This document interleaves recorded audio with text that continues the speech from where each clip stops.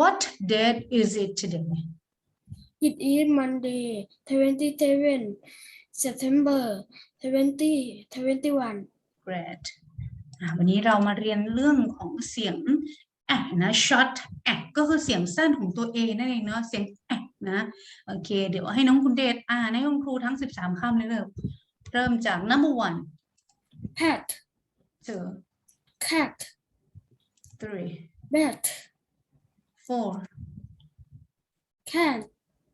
5 fan, 6 dad, เจอM dam, 7 ham, 8 sad, 9 dad, 10 back, 11 Cab cap, 12 cap, 13 map, Very good เก่งมากค่ะเรามีอยู่2คำใช่ไหมคะที่เป็นเสียงเสียงแรกคือคำว่าอะไรลูก cat, อีกคำหนึ่ง dad, หนูลองอ่านประโยคแล้วเติมเลยค่ะ this map, Map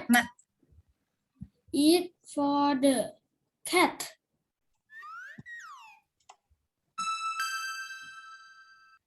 ข้อ2นะคำศัพท์มีคำว่าอะไรหมดบ้างลูกนี่ dad, dad กับ sat sat แปลว่านั่งนะคะเป็นคำกริยาเป็น verb ช่อง2นะแปลว่านั่ง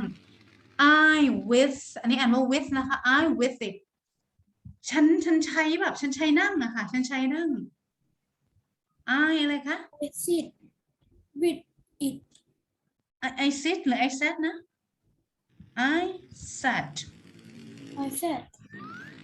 with it with it, เอาใหม่นะ I sat with it I sat with it it, เก่งมากเรามาดูข้อที่3นะคะมีคำว่าอะไรบ้างคำศัพท์เรา map, mad กับ mapped, mad แปลว่าโอ้เหมือนจะบ้าแล้ว mad แปลว่าเสือนะประโยคนี้บอกว่าฉันกำลังจะบ้าแล้วใกล้จะบ้าแล้วโมโหนะคะจะบอกว่าไงดีคะ I am bad, I am เลยนะอีกทีนึง map, mad หรือ mad map, mad โอเค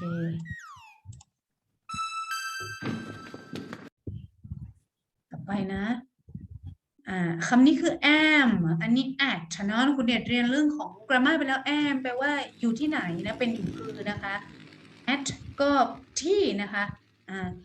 อันนี้ประโยคนี้คือ Pat อยู่ที่ของเล่นนะ Pat อยู่ที่เครื่องเล่นนั่นเองหนูอ่านเป็นประโยคเลยค่ะ hat is at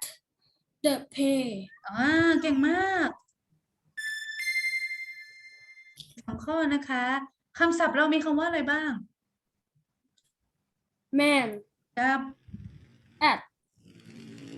อะไรนะ at, at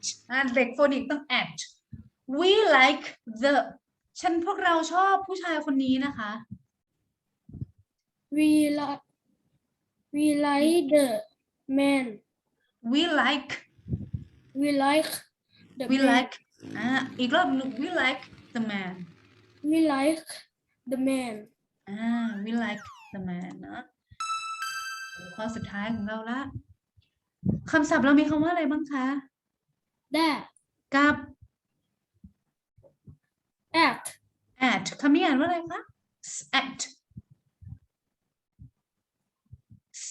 อ่านว่าอะไรนะ set, set นะ set นะอ่านว่าอะไรนะ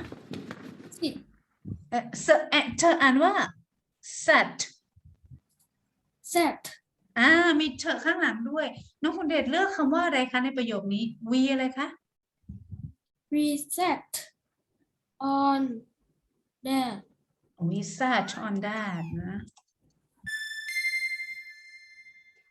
ค่ะ ใช้เวลาไปแป๊บเดียวเองเนาะโอเคเก่งมากค่ะ